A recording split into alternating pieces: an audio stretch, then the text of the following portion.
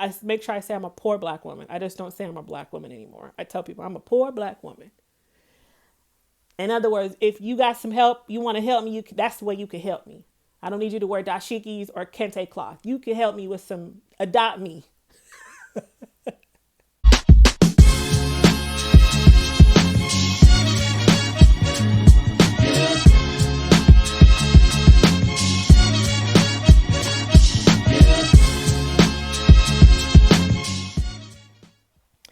Hello and welcome to another episode of Black Women Be Well. My name is Jennifer Tomlinson and welcome to the show. Now, a few housekeeping items. My dog will 85% chance bark during this. And when it happens, I'm going to pretend like she didn't and then try to recover and fail. So when that happens, all you got to do is just laugh. All right? I am not at a studio today. I'm not at John Q's studio today. I am recording home on my Apple device in my living room. So yeah, that's just the nature of the situation right now, and it's all good. I just thank you guys for being on this quarantine journey with me as I've been hopping around trying to find space to still give you content. And today's topic doesn't involve a guest. I'm just rolling solo again. But I really wanted to talk about something that happened to me in terms of like my own self-awareness and revelation and coming into myself. And it was really addressing all the identities that make up who I am. So this topic is on really identifying your class status in society, your socio-economic status, and really thinking about how much that really makes up your identity. I'll start with teaching you guys or talking about this concept of intersectionality. I believe it's come up in a show episode before. I'm not sure. It might be on the in the episode Sister in Solidarity being a racial ally, or could have been in the episode with Rudy Darden, Sis, you need a gender ally. I'm not sure. Some of you guys might be familiar with the concept of intersectionality. Some of you might not be, but it is a term and a theory that was coined by Kimberly Crenshaw. And what she really talks about is helping people identify their own multiple identities and having others understand the multiple identities of a person as it pertains particularly to systems of oppression. So there are a lot of things that make up who you are, right? Like your personality, maybe you're introverted, maybe you're extroverted, maybe you're creative and artistic or expressive or athletic. All of those things are important. But when we talk about intersectionality, what we're really talking about are parts of yourself that are negatively impacted by the society or the institutions you belong to. And I should really clarify this. It's not just connected to systems of oppression. It's also signified by systems of privilege. So there are parts of you that might benefit in the institutions you belong to. So let me give you some examples. Let's talk about the basics like gender and race. Those are the biggest things that most people can identify when they learn about intersectionality. They can identify really quickly. In fact, when I think about me as a woman, or a black woman, like that's how I came off, those are the two biggest things I would say, particularly in my college years. So if someone was to be like, Jennifer, who are you? That's the first thing I would say, right? I'm a black, educated, beautiful black woman, And those were the two identities that I just knew very quickly how to identify to, because I recognized my world in that lens very early on as a young black woman, and seeing seeing others in my family or my social circle exist in that realm, and understanding very quickly that being a black woman requires specific, it's just different, right? But there are other things about you that you might not be privy to. So race, gender are big ones, but age is a significant identity that could be impacted through privilege or systems of oppression. Your sexual identity, religious affiliation, whether or not you have a disability or not. These are other huge components that people can exist in. So imagine if someone is a white male, right? Let's say he's a white heterosexual Christian male. He has a very different lived experience, say, in comparison to a black, female, disabled, queer woman, right? Like they might both live in the same area, but have totally different experiences. The thing about intersectionality, too, as a black woman, I might have those two systems of oppression that I recognize very quickly, but I also need to recognize my places of privilege. Like being heterosexual in America, I gained some benefits from that experience. Like there's some things I don't ever have to think about that a homosexual has to deal with and battle with every day. It's the same thing with being Christian. I live in a Christian normative society. I don't have to think about whether or not I offend someone if I say things like, God bless you, or I'm going to pray for you. And that's a privilege, living in a society where the Christian normative values are seen as standard and not others. So even in my own identities that exist under systems of oppression, understanding intersectionality also teaches me of the areas or the identities that make up my identities that make up who I am, that also benefit from privilege. It's a very complex concept, but hopefully that makes a little bit of sense. So I want to talk about one category that people just don't talk about, and that's money.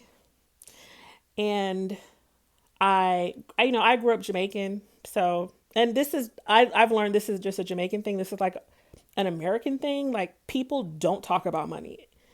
Like if you grew up in a house where your parents told you how much they made and how much the bills are and how money works and how much, they're saving for retirement or what their credit card limits are, you were lucky. That to me was private. We grew up thinking that talking about money and fiscal things like that in the household was a private matter. And think about our culture. We also teach people not to talk about money. It's almost like talking about politics. It's like you don't ask somebody how much they make. You don't ask somebody how much their house costs. It's very rude, right? And so we exist in a society where you might work at a place and you don't know that the person next to you who's doing the same job might be making 2 times more because we just don't talk about it. So culturally, we don't talk about money. And so in my world, in my head, I just never thought of it as an important component of who I am in my lived experience. I just never thought of it. And last year, I went to a training for a diversity and inclusion workshop. So I was getting certified to be a particular facilitator for this program. And luckily I went through that program. I met incredible people. I'm now facilitating the program. Love it. But it was a hard training to go through because you weren't just training, like you weren't learning how to facilitate. They weren't sitting you down in a room and saying, use this PowerPoint, use this technique. You had to go through the process. So at this particular program, you had to participate fully in the program as if you were a participant. And that's how you were going to learn how to facilitate it when you went back to your home. So and luckily I had done the program through my institution before. So I'm kind of like, oh, okay, well, this is kind of a refresher for me. I'm not going to be surprised by anything. I spoke too soon. Well, first of all, I was crying on the first day. So that should have said something about the work I still needed to do and how I got humbled real quick. Like, girl, you in this work. Okay. You gotta, while you're teaching and helping others, you still got to do your own work. So yeah, I was crying on day 1. I think that first day was on gender. And I was just like, I benefit from my heteronormative privilege, whatever, And but still, like, I was functioning, like, because I had a strong voice at this point. Like, I finally had found my footing and found my voice as an advocate, as an ally, and as an advocate, self-advocate. So even though it was really tough, I was still going through it. Now, I think this is like the third or fourth day. It was a week long. This was the day where we focused on socioeconomic and classism. So I didn't know what to expect. And we did an activity. I'm not going to go into any more detail. I want to wrap the story up, but we did an activity where I realized I was the poorest person in that room. And it made sense because to participate in this training, it's really expensive. You have to fly out. And so, I had to have a sponsor. My institution paid for me to do this. And I'm looking around. I'm the only person representing a community college. I'm the poorest person. Everybody in that space are people that work at affluent institutions, like private schools and stuff. And I'm sitting there like realizing, dear God, I'm the poorest person in the room. And in the discussion, I have to see if I'm brave enough to confess that, and share what I actually wrote on my activity sheet. And it made me realize very quickly the things I do to hide the fact that I'm not in an upper middle class or rich socioeconomic status. And I've done this my whole life. And I say this because I know a lot of Black women that do this. We all do this. Okay. When you have to go into white affluent spaces, you stress out, you get anxious, or or if you don't get anxious, you have really good habits. Like, what wig you finna wear. You're not gonna wear no head wrap. To cut your nails down if you got long colored nails. To tone down your makeup. You prep. White people don't understand this. We prep to go into spaces that they exist in. They would never have to do that with us, right? Like, they're not worried about, like, should I wear a dashiki or a suit? Like, if we go into white spaces, we spend so much effort and time making sure that we can assimilate once we enter in that space, hoping that we don't experience microaggressions. Because what we don't want is somebody touching our hair, asking us where we actually come from. Oh, that's so nice. That's so interesting. Your name is so unique. Like, we do all of these things to prevent microaggressions. The other thing we do, and I did this the first day I got there, and I realized I was around a bunch of affluent, rich, people from, affluent parts of society. We have what I call our go-to phrases. When we walk into spaces, we say these things almost immediately so that people know that we belong there. So once people start talking about, oh, where did you go to school? Well, I went to so-and-so, and I went to a predominantly white graduate school. So I like to throw that out there first. It tells people I have a higher ed degree, like I have a graduate degree, and that I went to a prestigious white school. I throw out what I majored in, because what I majored in, the humanities and classic studies, is usually a white thing. So for me, that's like, if I say that, then they can know that, I belong here. I throw out things like I'm an educator. I too have traveled to Europe, although I'm still paying for that Greece trip that I went for my graduate studies program. Like, I've been to Europe once, but I don't say once. It's like, oh, I too have been to Greece or Europe, blah, blah, blah, blah, blah. Like, they have no idea I went for my graduate school field study, and I'm still paying for that. But we all have these liners or these things that we say to help people feel comfortable. Like, okay, well, then you belong here. And it's a self-coping mechanism. It's a survival technique. And it's a way to assimilate, to make sure that we let people know we belong here. And people have no idea, unless I say it, that I am a poor Black woman and I live in the hood. That's my dog. And it wasn't until I went through that activity at that training program, and I remember sobbing, because I realized, as much as I lead with being Black, and as much as I lead with being a woman, the thing that really set the course for who I am as a person had mostly to do with money and my proximity to it. If I had grown up affluent and had access to certain things, I would be a totally different person. If I had not been given opportunities and had not had siblings that went ahead of me and kind of figured things out for me, I probably would have ended up in a different situation. Like, there's so many things in my life that were determined and defined by my social status, my socioeconomic status. And the only reason why I am here where I'm now, the only reason why I am here where I'm at now is because of intercessors from people. And, I'm a Christian and God. And it hurt me to know that money really made up who I was. And it still does to this day. And it made me also realize, dang, like all of us do this. Like every Black person does this. And it makes me feel especially connected to my Black sisters. Because what also just made me bawl was I'm doing an injustice by hiding. I'm hiding in plain sight. And so people, when we talk about being poor, not having money and that your lights turned off and you had to go to a cash advance or you had to ask somebody to, you had to borrow money from somebody or you had to do this and that as a poor person, Susie and Bob have no idea that that's who they're working with.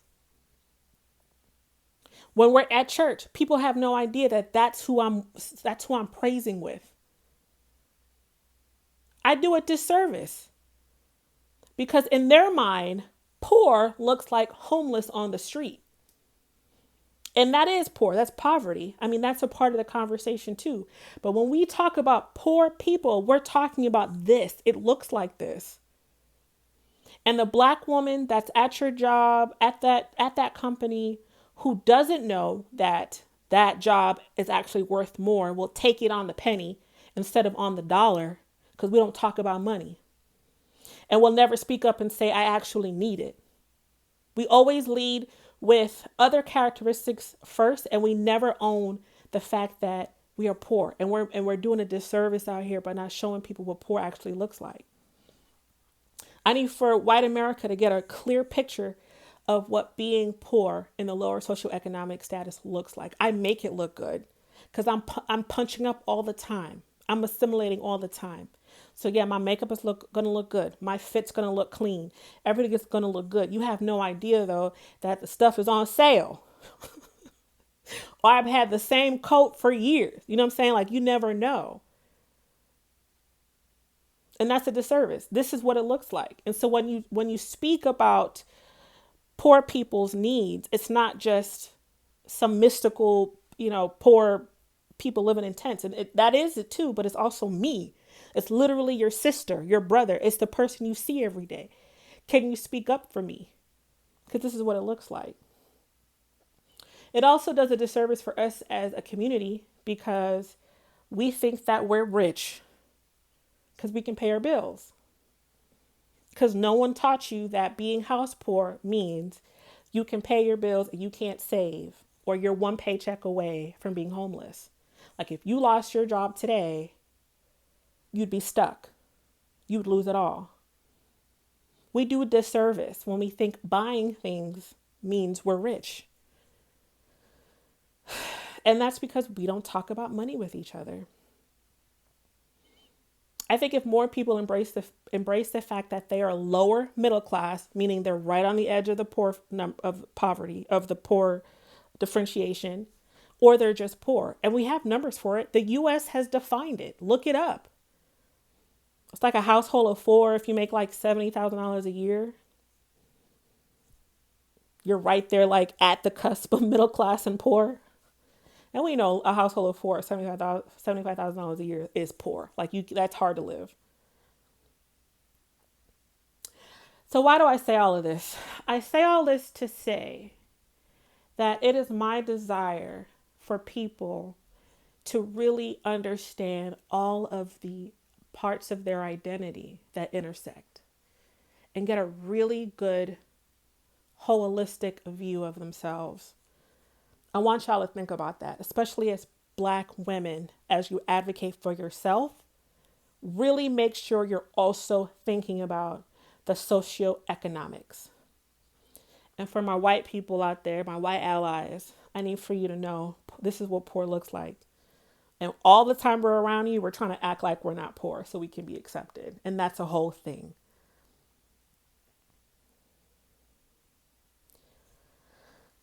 I feel like the more that we lead with the money talk, when we talk about ourselves, the better we can start talking about the issues. So, what I've been doing, I've been practicing making sure I also say I'm a Black woman. I don't just say I make sure I say I'm a poor Black woman. I just don't say I'm a Black woman anymore. I tell people I'm a poor Black woman. In other words, if you got some help, you want to help me, that's the way you can help me. I don't need you to wear dashikis or kente cloth. You can help me with some, adopt me. You know what I also hate? Like, I truly hate. So I've started doing this like all year. Like, ever since I had that epiphany last year, I've been leading with that. And it's for me to help me feel comfortable with myself and my identity and really loving all the things about me, but also like helping others really understand what money actually, when we talk about money, what it actually means. And it's been such a learning, like a teaching moment for people. Okay, so this is frustrating to me. I was coming off of a conversation, a conference call, and I made the comment like a joke, like, and I'm a poor Black woman or whatever, because, I'm saying that all the time now, so people know. And another Black woman, so we ha ha ha, we're moving on, we're about to close out, and this one woman says, I just want to bring up something you said before we get off the call. I'm like, oh yeah, what's up? Girl, I just want to tell you, being poor, don't ever say that. You're not poor, don't ever say that. Poor is a mentality. It's not a real thing. It's in your mind. You got to unlock your mind. Okay. Okay, Barbara. Like, and so I use that opportunity. Let me correct you. Poor is a real thing defined by the U.S. government. I am a poor. And so I'm having this whole moment like, no, I meant what I said. I said what I said. And I go, here's why I'm a poor Black woman based on the data, and I gave the numbers. I don't know them off the top of my head anymore. And it was hilarious because I'm like, first, here we go. This is why I'm doing what I'm doing, because y'all don't know what poverty looks like. How is poor a mentality? How is poor a thing in your head? And it's literally, poor people die more rapidly than affluent people. We know that. They have less access to healthcare, less access to education. They're more likely to end up homeless. Like, it's a thing that affects society. And you talking about it's in your head? Come on now. This is why I got to talk about it. Because if I can start talking about it, I could also use it as a teaching moment. Y'all got to understand it's not a mentality. It's a real thing. And you might be poor, and that's okay. You're working through it. I mean, you in school, you're doing your thing. You know what I'm saying? You about to get that job once you get the diploma. Like, you working through it. But you need to identify the fact that most of who you are as a person is because you grew up poor. And because you still are poor. Money is so important too, because it's really the thing that could connect Black and white people together on this social justice journey. But you got white people who are poor, who still want to differentiate themselves from Black people who are also poor by using the race category. In their minds, that they are not as poor as the Black person, okay, even though they probably are still in the same socioeconomic class, and at least they're white. So you can't just have a race conversation. We also have to have an economic conversation. And let me tell you something else why you got to talk about economics when it comes to social justice work, because it helps explain why some Black people cannot relate with other Black people, because money composes your identity as well. And that's important to consider. So when you have a Candace Owens, I mean, That's her lived experience. And that's the perspective she's going to come from. Why? Because the money defined her. And it's easier to join with that class in that racial group than it is to connect with her poor brother or sister. And in fact, you'll criticize them for not figuring it out like you did, even though you had privilege and access to resources they never had, just based on that part of your identity. Their lived experience is making them come from that perspective, and they don't recognize that privilege, and it's preventing them. Well, it's creating a veil over their face why they cannot even understand poor people. You can't have a race conversation without talking about money. You can't. You got to talk about the socio-economics. So that's why I have gone through this journey this year, and why I just wanted to spend some time sharing it with you guys, honestly. And I wish I did have like kind of a group of people with me so I can bounce stuff off, because I know I'm not the only person with this experience, you know? So I don't know, maybe one day I'll be able to raise this topic again with some people in the group, in a room at the studio. Maybe we can really talk about it, because we all have this experience. I know y'all know what I'm talking about. I know stuff that I said in this, y'all were like, oh my God, I do that too. Or I didn't realize that. Or girl, I just went through the same thing. I realized I was poor. And let me tell you, telling people you're poor is not embarrassing. I do it all the time. And people be like, okay, well, we could pay you a little more. Yes, please, because I'm poor. All right. Stuff that I usually would take for free, I say I can't do that. If you want me to do this workshop, you have to pay me, because I'm a poor Black woman. I got no shame. And it's the perfect explanation. I don't have to be like, well, you know, I'm kind of busy during this season and I just don't have the time, and I love giving back, but because you feel guilty for saying no, I'll be like, nah, I'm poor. I cannot facilitate this entire retreat for $100 because I'm a poor Black woman, but for $2,500 we could talk. You know, and it's also funny, like all these organizations want to talk about equity and then not pay black women. So in this equity workshop, there will be a conversation about socioeconomic status. So as a poor Black woman, I just have to tell you that to be equitable, you should pay me as if I was a so-and-so, you know, insert famous white public speaker.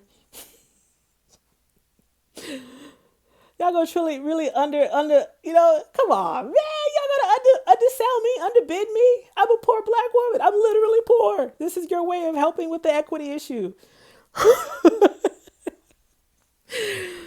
But anyways, I hope this helps somebody. And per usual, I just love y'all. I have no words for it. I just love y'all so much. And in moments that I don't have hope or I feel like giving up, this podcast has been really cathartic. Just getting things out of my head and then getting your feedback and your comments and your DMs and your emails. Especially my white allies that listen to this. If you're a white ally still listening to this podcast, listening to me figure out like even the intent of the podcast,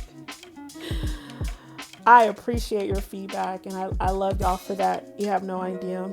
And so with that being said, hope you guys have a great rest of your day and tune in for the next episode.